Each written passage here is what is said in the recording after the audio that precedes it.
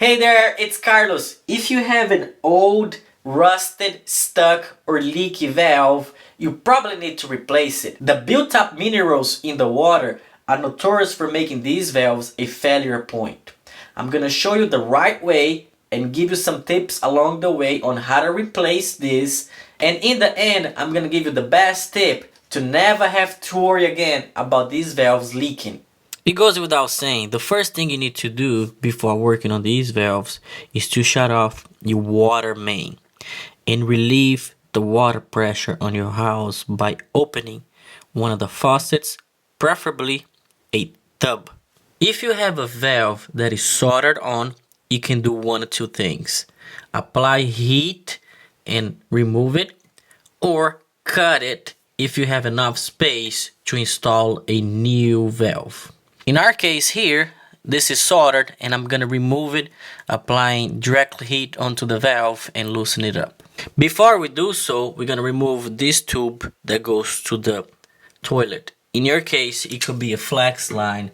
If you are uncomfortable soldering against the wall or anything that could catch on fire, I recommend making a shield out of foil paper.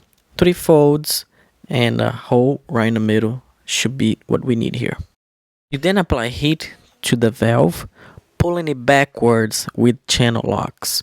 Wipe it off with a damp cloth and remove our temporary shield. If you have an old rusted escutcheon like we have here, this is probably a good time to replace it. Now the next part is critical. You need to make sure you prep the pipe well for the new fitting.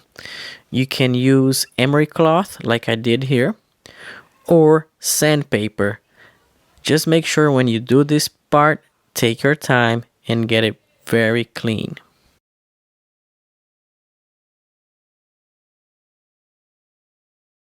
On to installing the valve. First, put the escutcheon back on, followed by the retaining nut, and lastly, the compression ring.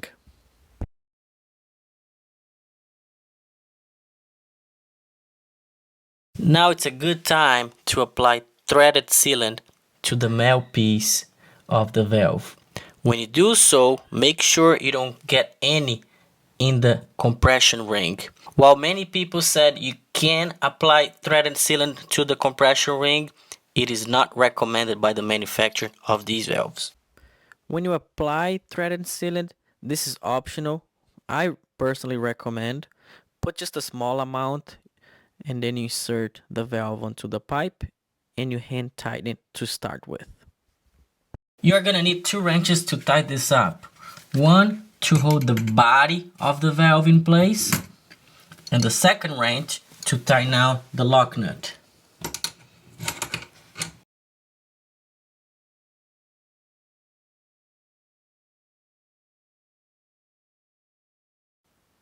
The last step here is connecting the water line to the toilet or the sink, depending which valve you're repairing. Just like any other fitting, you start tightening by hand and you finish it with the wrench. At this point, you are all done and ready to turn the water back on. In my case, I did not tighten the compression nut all the way and I had a leak.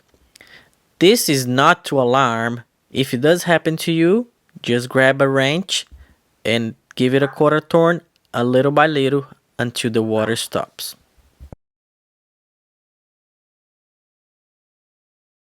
A good sanity check that I use for these water lines is grabbing toilet paper, holding on to the valve for a few seconds, and checking if there's any damp or wet spots on the toilet paper.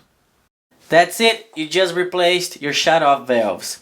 Now, before I let you guys go, let me share my thoughts on these valves. I strongly suggest when you go purchase a valve, you get what's called a quarter turn.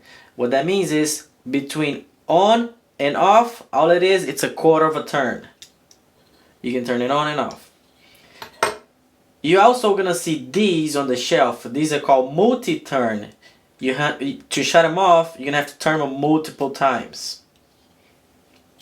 I say that because in case of emergency, shutting these off, it's real quick. Quarter of a turn, you're done. Also, as I said in the beginning of the video, these are notorious for failing because of the minerals in the water. So you will always have to replace one of these.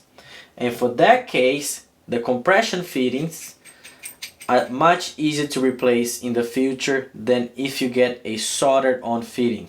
And my last tip for you to make sure you don't have any water damage in your house from these valves is to invest on a water detector. There are many kinds out there, cheap ones that provides an audible alarm and you can act on it really quickly, or ones that are connected to the Wi-Fi and internet that you can monitor on your phone. Those are very good if you have a rental home or a vacation home. And this is what the alarm would sound like if you get one of these. And that's it. For the parts I used in this project, check the description below. And if you have an old toilet like this and you want to replace it, check out the next video on how to replace your toilet. Once again, I try to make this very informative. I hope you enjoyed it. See you on the next one.